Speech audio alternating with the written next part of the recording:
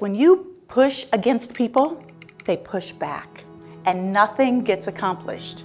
And the one thing we want is to be able to make sure that we are accomplishing our goals that we want to accomplish. So we need to remember that there's two ways to power: powering up and powering down, all of which you are in complete control with. It's about responding appropriately to your stimulus and response. There is a big misconception about boundaries and power. Many times we confuse our lack of boundaries with not having power.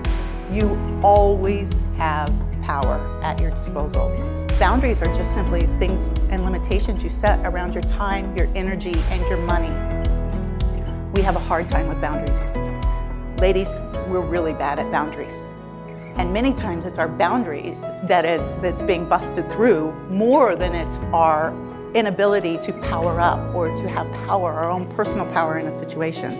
We need to be very clear about what our boundaries are. If you say, I am not going to work on the weekends, then do not pick up the phone and do not be sending emails. Because if you're not holding your boundaries, how can you expect other people to hold them? So if you've ever found yourself doing a lot of things that you don't care to be doing, you probably should look at your boundaries. If somebody throws a rock into your yard, throw it back graciously. But say, you know what? Sorry, that's not going to work for me. That's not my responsibility. That's not how I'm going to spend my time or energy. So graciously throw it back. And then the last piece of that is there are people who will bust through your boundaries every day.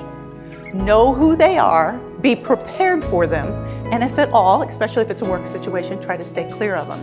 My daughter came home the other day, or yesterday, actually I talked to her yesterday when I was here, and she said, oh my gosh, Mom, I think the whole culture of the new job I just took are info hoarders. And I smiled because I was like, wow, you're getting the idea, right? She knows what to deal with now. Life happens through us, not to us. So what we need to do is we need to make sure that when we go into our organizations, when we go into things, instead of getting frustrated, instead of labeling people, we want to label situations. Label the power play that's actually happening, and then learn to pull our power tools out and how to deal with it. We spend a lot of time and energy, don't we, trying to change other people. A lot of time and energy is wasted.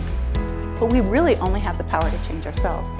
However, if we can change the way we react, we can change the way people experience us. If we can change the way people experience us, we can change their interaction. Then we can change our environment, our workplace, our community, and ultimately the world, basically by just knowing how to harness our own interpersonal power. But what I want to say to you mostly is that, ladies, aren't we tired? Aren't we tired of being pushed aside? Aren't we tired of being unheard? Feeling frustrated, feeling unempowered? It's time to change that. So today, I want to encourage you all to show up in these situations, show up at your workplace. Stand up, power down, pick the tools, show up, stand up, and most of all, ladies, let's leave starting today and let's power up. Thank you.